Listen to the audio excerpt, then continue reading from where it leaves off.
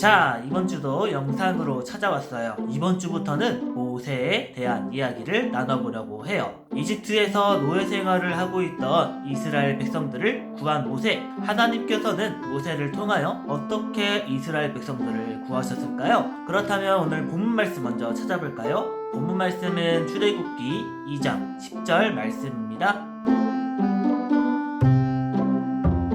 이스라엘 사람들은 이집트에서 노예 생활을 하고 있었어요. 왜 노예 생활을 하고 있었을까요? 그 이유는 바로 이스라엘 사람들의 수가 많아졌기 때문이에요. 야곱과 그의 가족들이 요셉의 도움으로 이집트에 살게 된 후부터 이스라엘 사람들은 이집트에 살기 시작했어요. 야곱의 이름이 이스라엘이었기 때문에 이스라엘 백성이라고 부르기 시작했어요. 이집트의 바로 왕은 이스라엘 사람들의 수가 계속해서 많아지자 이스라엘 사람들이 다른 나라와 힘을 합쳐서 이집트를 공격할까봐 두려웠어요. 그래서 이스라엘 사람들을 노예로 만들고 계속해서 괴롭히고 고된 일을 시켜서 이스라엘 사람들의 수를 줄이려고 했어요. 하지만 힘든 노예 생활에도 불구하고 이스라엘 백성들의 수는 줄어들지 않았어요. 이스라엘 백성들의 수가 계속해서 많아지자 바로왕은 상상도 할 수 없는 끔찍한 명령을 내렸어요. 그 명령은 바로 태어나는 이스라엘 남자 아기들을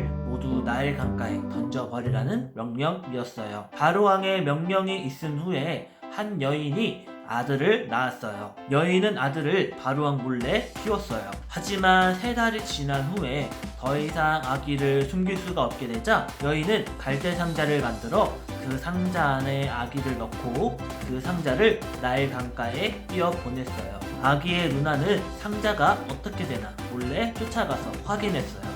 나일 강가를 따라 떠내려가던 상자는 갈대에 걸렸어요. 그때 나일 강가에 목욕을 하러 나온 바로왕의 공주가 그 상자를 발견하였어요. 상자를 발견한 공주는 상자를 열어보고 그 상자 안에 아기가 있는 것을 보고는 그 아기를 데려가 키우기로 결심했어요. 공주는 그 아기의 이름을 물에서 건져내었다 라는 뜻인 모세라고 지었어요. 하지만 모세가 태어난 지 얼마 안 되었기 때문에 젖을 먹일 유모가 필요했어요. 그 소리를 들은 모세의 누나는 곧바로 공주에게 달려가 자신이 그 유모를 데리고 오겠다 라고 말했어요. 그래서 모세의 누나는 어머니를 데리고 왔어요. 덕분에 모세는 어머니의 사랑을 받으며 자랄 수 있었답니다. 모세는 이집트의 왕궁에서 자랐어요. 어른이 된 모세는 이집트를 다니다가 이스라엘 백성이 부당한 일을 당하는 것을 보고 이집트 사람과 다투다가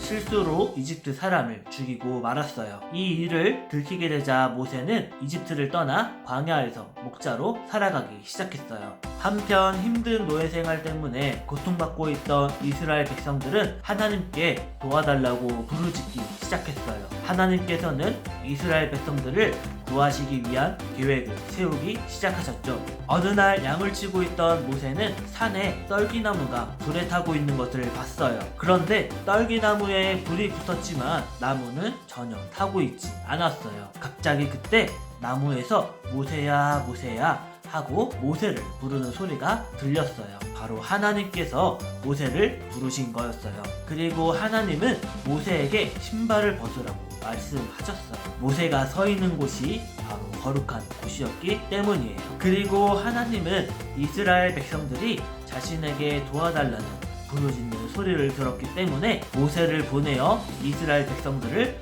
구하시겠다는 계획을 말씀해 주셨어요. 하지만 모세는 사람들이 자신을 믿지 않을까봐 너무나도 두려웠어요. 그래서 하나님은 모세에게 3가지 기적을 보여주셨어요. 모세의 지팡이가 뱀이 되었다가 다시 지팡이가 되었고 모세의 손이 병들었다가 다시 깨끗해지는 기적을 보여주셨어요. 하나님은 모세에게 사람들이 이 기적을 믿지 않는다면 나일 강가의 물을 떠가지고 바닥에 부으면 그 물이 피가 될 것이라고 말씀하셨어요. 그래도 모세는 두려웠어요. 자신은 말을 잘 하지도 못하고 사람 앞에 서는 것을 잘 하지 못하는 사람이었기 때문이에요. 모세의 대답을 듣고 하나님은 모세에게 화를 내셨지만 모세의 형 아론을 모세와 함께 가게 하셨어요.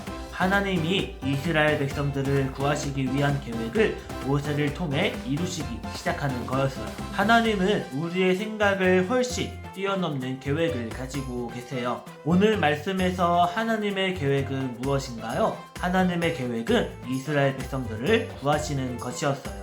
하나님은 이스라엘 백성들을 구하시기 위하여서 모세를 사용하셨어요. 모세의 생각을 훨씬 뛰어넘는 방법을 사용하셔서 말이에요. 모세가 능력이 없다는 것을 아시고 기적을 보여주셨고, 모세가 말을 잘 할 수 없다는 것을 아시고 형 아론을 붙여주셨어요. 모세가 할 것은 오직 하나님만 믿고 따라가는 것이었어요.